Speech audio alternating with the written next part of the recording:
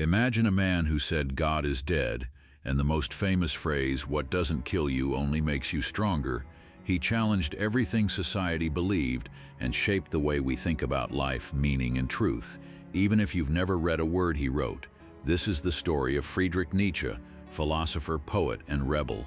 He's one of the most misunderstood thinkers in history, and yet his ideas ripple through everything from psychology to pop culture. But who was Nietzsche, really? Where did he come from, and what drove him to question everything? Friedrich Nietzsche was born on October 15, 1844, in a small village called Roken, in what is now Germany. His father was a Lutheran pastor, and young Friedrich was expected to follow a similar faithful path, but life had other plans. When Nietzsche was just 5 years old, his father died suddenly of a brain ailment. The death had a massive impact on him. He grew up in a house full of women, his mother, grandmother, and 2 aunts.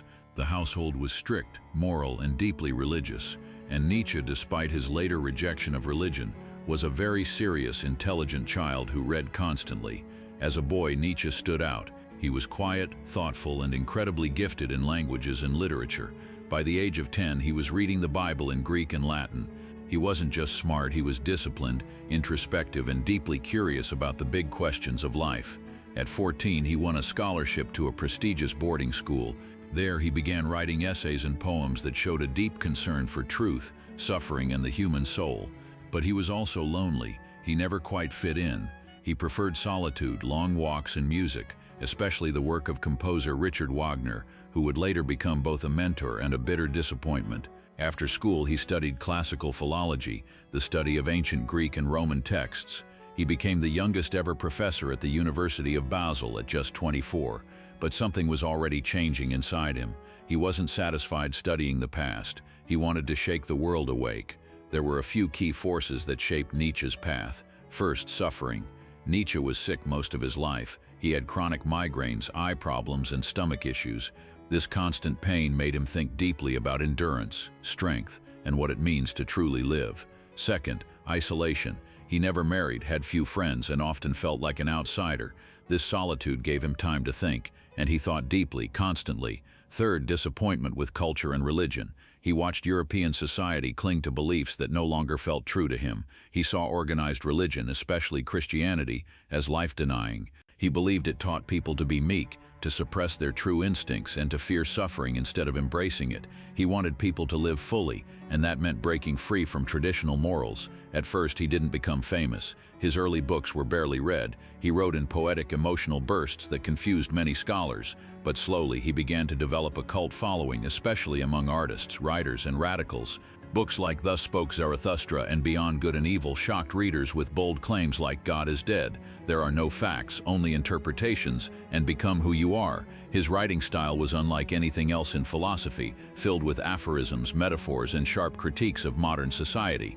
He didn't just write arguments, he wrote challenges. Sadly, Nietzsche never lived to see how famous he would become. By his mid-40s, his health collapsed. In 1889, he suffered a mental breakdown and never recovered. He spent the last 11 years of his life in silence, cared for by his mother and sister, but after his death, his work exploded in popularity, though often twisted by others. So what did Nietzsche actually believe? Let's break down some of his most powerful ideas in simple terms. God is dead. This doesn't mean Nietzsche literally believed God had lived and died. He meant that belief in God, especially in the West, was collapsing. Science, reason, and modern life had replaced religious faith. But with that loss came a crisis of meaning. If there's no God, what now? The will to power. Nietzsche believed that all humans are driven by a deep force he called the will to power, the urge to grow, to overcome challenges, to become stronger and more excellent.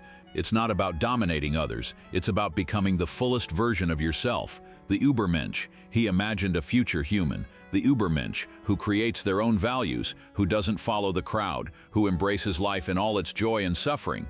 Not a superhero, but a spiritually strong person who lives with purpose, not fear. Eternal recurrence, a thought experiment. Imagine living your exact life over and over again forever. Would you say yes to that? If not, maybe you're not living the life you really want. Nietzsche used this idea to ask, are you living meaningfully?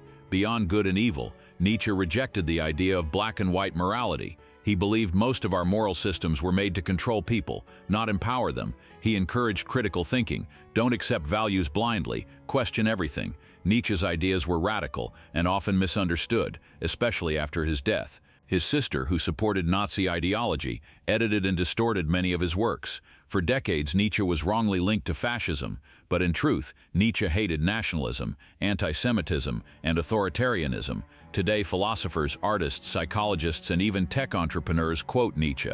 His ideas influenced existentialism, postmodernism, psychoanalysis, and more. Thinkers like Jean-Paul Sartre, Carl Jung, and Michel Foucault all drew from him. He teaches us not to hide from suffering, not to follow empty systems, and to live life as an art with courage, responsibility, and authenticity. If you want to explore Nietzsche yourself, here are some starting points. Thus spoke Zarathustra, poetic and challenging, but foundational. Beyond Good and Evil, a deeper look into morality and power. The Gay Science, where he first writes God is Dead. Ecce Homo, his semi-autobiographical final work. On YouTube, Nietzsche in 5 Minutes by The School of Life, or Nietzsche and the Übermensch by Wireless Philosophy. Start slow, read with curiosity, not stress. Nietzsche isn't about giving you answers, he's about helping you ask better questions. Friedrich Nietzsche challenged the world not to obey, but to awaken, to think, to struggle, to become, and in doing so, maybe we become a little more of who we were meant to be. Thanks for watching.